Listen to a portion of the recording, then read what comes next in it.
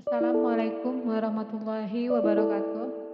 Hari ini saya akan memberikan contoh atau soal cerita yang berkaitan dengan kehidupan sehari-hari seputar dengan bangun ruang.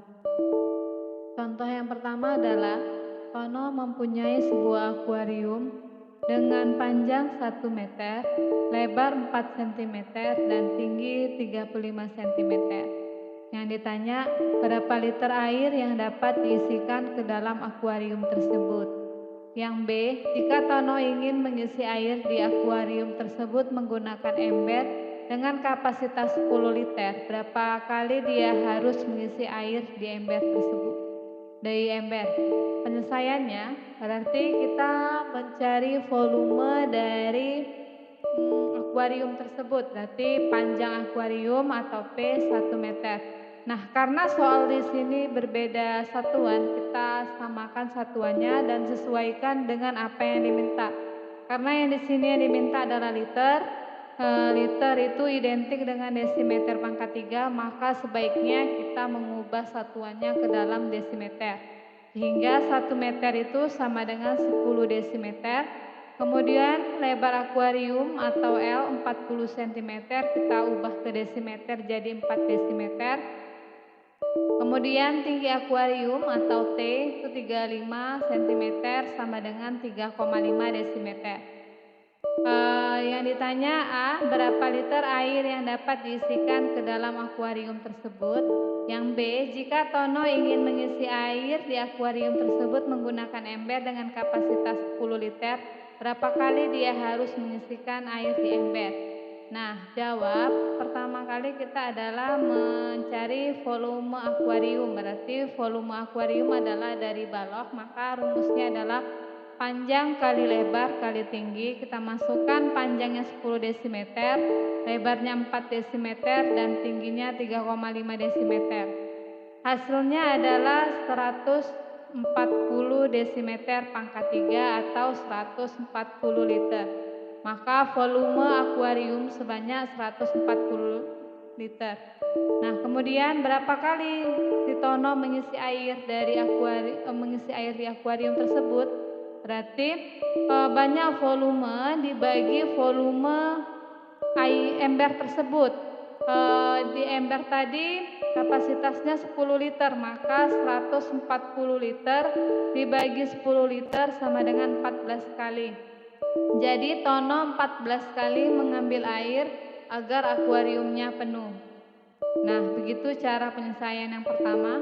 Kemudian soal yang kedua, diketahui sebuah tangki air berbentuk tabung yang tingginya 200 cm.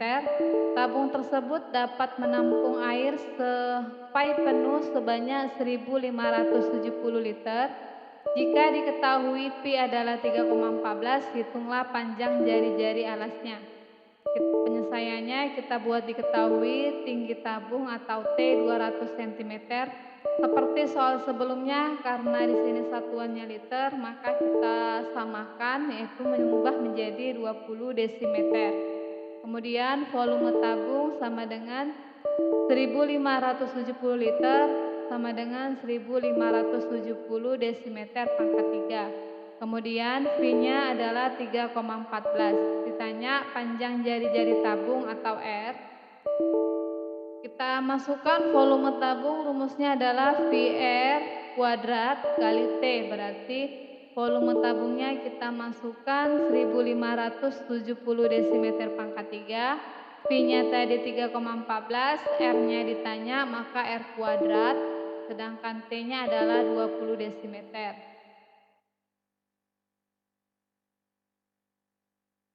Kemudian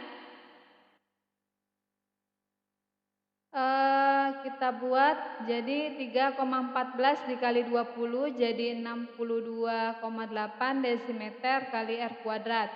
Di sini tetap, kemudian di sini R kuadrat berarti 1570 desimeter pangkat 3 dibagi dari sini 62,8 desimeter. Karena ini pangkat 3, ini pangkat 1, maka hasil pembagiannya adalah 25 desimeter pangkat 3. Karena ini R kuadrat, maka akar dari 25 desimeter pangkat 3 adalah 5 desimeter. Jadi bisa pakai kalkulator, akar dari 25 adalah 5 desimeter. Jadi panjang jari-jarinya adalah 5 desimeter atau 50 sentimeter. Soal yang ketiga hampir sama dengan soal yang kedua. Di sini diketahui kaleng minuman berbentuk tabung tertera tulisannya isinya 300 ml. Jika tinggi kaleng tersebut adalah 10 cm dan V-nya 3,14, dengan anggapan kaleng ini isinya penuh. Jadi hitunglah panjang jari-jari kaleng tersebut. Kenapa dibuat anggapan isi penuh? Karena kalau kita tahu kaleng minuman itu kan pasti ada rongga yang kosong ya, jadi kita anggap penuh. Jadi volume kaleng sama dengan V kali 300 mili.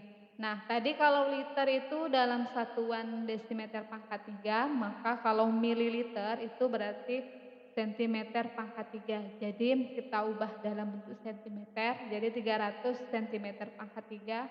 Kemudian tinggi kalengnya 3 cm, V-nya 3,14, yang ditanya adalah panjang jari-jari kaleng.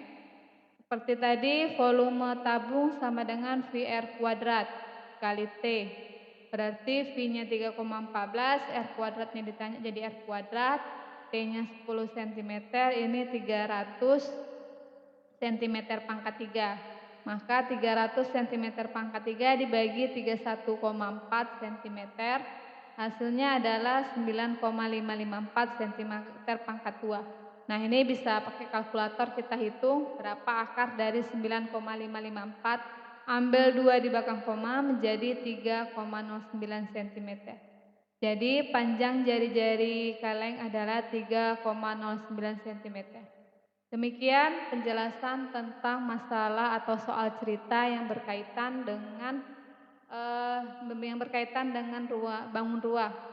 Jika ada yang ingin ditanyakan, silahkan hubungi dari WhatsApp. Saya akhiri dengan Assalamualaikum warahmatullahi wabarakatuh.